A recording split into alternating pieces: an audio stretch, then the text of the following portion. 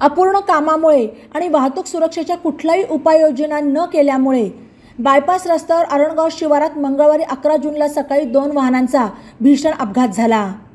या अपघाताला आणि सातत्याने होत असलेल्या अन्य अपघातांना राष्ट्रीय महामार्ग प्राधिकरण आणि ठेकेदार कंपनीचा निष्काळजीपणा कारणीभूत असल्याचा आरोप करत शिवसेनेचे उपजिल्हा प्रमुख संदेश कारले यांच्यासह अरणगाव ग्रामस्थांनी बायपास रस्त्यावर रास्ता रोको आंदोलन केले। या अपघातातून वाहन चालक सुदैवाने बचावले असले तरी दोन्ही वाहनांचे मोठ्या प्रमाणात नुकसान झाले।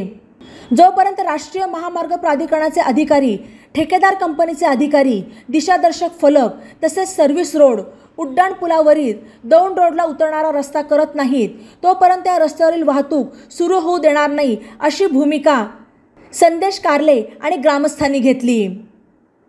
राष्ट्रीय महामार्ग प्राधिकरणाचे अधिकारी श्री पाटणकर तसेच ठेकेदार GHV कंपनीचे श्री पाटील यांनी तातडीने घटनास्थळी धाव घेत कर्मचाऱ्यांच्या मार्फत रस्ता दुभाजक तोडून संदेश कारले आणि ग्रामस्थांच्या मागणीप्रमाणे काम करून दिले। तसेच दिशादर्शक फलक लावण्याचे मान्य केल्यावर रास्ता रोको आंदोलन मागे घेण्यात आले।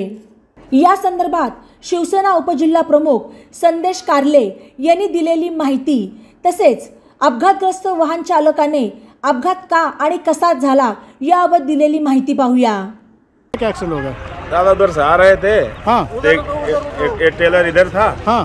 तो मैं स्पीड में, वो भी स्पीड में, मैं भी स्पीड में। हाँ। तो गाड़ी उधर से टर्न करने लगा, मैं उधर चला गया। हाँ। मैं बोला इधर से गाड़ी निकल जाएगा, इतने में गाड़ी ठुक गया। तुमको मालूम नहीं का चौपदी रास्ता है, दोपहिया हो रहा है? नहीं मालूम था ना। क्यों नहीं मालूम पड़ा तुमको?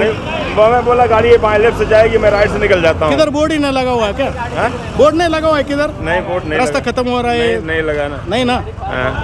या 2 गाड्या अपघात झालाय। या गाडीची डिझेल टाकी फुटलेली आहे, ती गाडी पलीकडे ओढून लावली। जर थोडं घर्षण झालं असतं तर डिझेलने पेट घेतला असता, दोन्ही ड्रायव्हर आज जळून खाक झाले असते। नॅशनल हायवेने हा बायपास अर्ध्या अवस्थेत चालू केलाय। या ठिकाणी 4 लेने 100 ते 124च्या स्पीडने सगळ्या गाड्या चालू येतात। इकडून आलेली गाडी या लेन मध्ये, ही लेन बंद असल्यामुळे ओव्हरब्रिजवरून गाडी आणली क्रॉस होते। सदर कंपनीने अर्ध्या किलोमीटर ते पाऊण किलोमीटर वरती सिंगल रस्ता चालू होता अशा स्वरूपाचे बोर्ड लावणं गरजेचं आहे। 6 तारखेच्या दरम्यान 2 राऊरीचे मुलं बुलेटवरती या ठिकाणी अपघातून मृत्युमुखी पडले आणि आज सकाळी या ठिकाणी 2 गाड्यांचा अपघात झाला। त्यांचं नशीब चांगलं की वित्तहानी झाली परंतु प्राणहानी झाली नाही।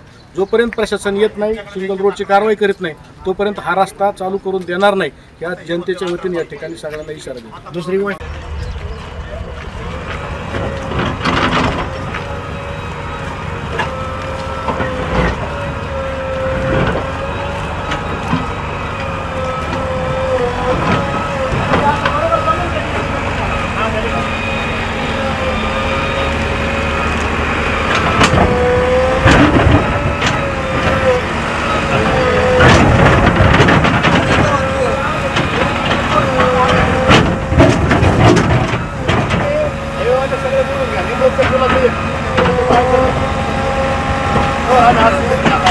सापड काम करतो आम्ही कसे लय बेकार सापड एक सोडत नसतो